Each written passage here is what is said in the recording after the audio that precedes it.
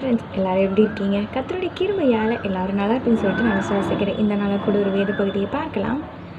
சங்கீதம் 23ஆம் சங்கீதம் 4ஆம் வசனத்தில் நாம் இப்படியாக வாசிக்கிறோம். நான் மரண இருளின் பள்ளத்தாக்கிலே நடந்தாலும் பொல்லாப்புக்கு பயப்படேன். தேவரீர் என்னோடு கூட இருக்கிறீர். உமது கோலும் உமது தடியும் என்னை தேற்றும் என்று வாசிக்கிறோம். ஃப்ரெண்ட்ஸ், இந்த நாளில் கூட எத்தனையோ பேர் ஹாஸ்பிட்டலில் மரண தருவாயில் இருக்கும் பொழுது என்னோடய வாழ்க்கையே முடிஞ்சிச்சு அப்படின்னு சொல்லிட்டு பல நேரங்களில் இருள் என்னை மூடிடுச்சு, மரண இருளின் பயம் என்னை தொட்டுருச்சு அப்படின்னு சொல்லிட்டு பல நேரங்களில் மனிதர்கள் என்ன பண்ணுறாங்க அப்படின்னா யோசித்து கொண்டு இருக்கிறாங்க.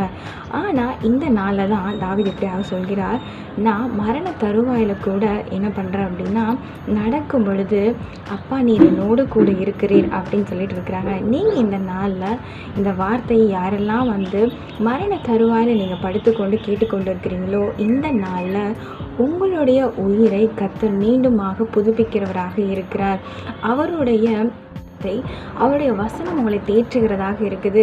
அவர் சொல்கிறார், என்னுடைய தழும்புகளால் நீ என்ன பண்ண போகிற அப்படின்னா இந்த நாளில் சுகம் பெற போகிறாய் அப்படின்னு சொல்கிறாரு. அதனால தான் சொல்கிறாரு, நான் மரண இருளின் பள்ளத்தாக்கிலே நடந்தாலும் பொல்லாப்புக்கு பயப்படேன் என்றார். தேவரீர் என்னோடு கூட இருக்கிறீர் அப்படின்னு சொல்லிட்டு தாவீது இப்படியாக சொல்கிறாரு.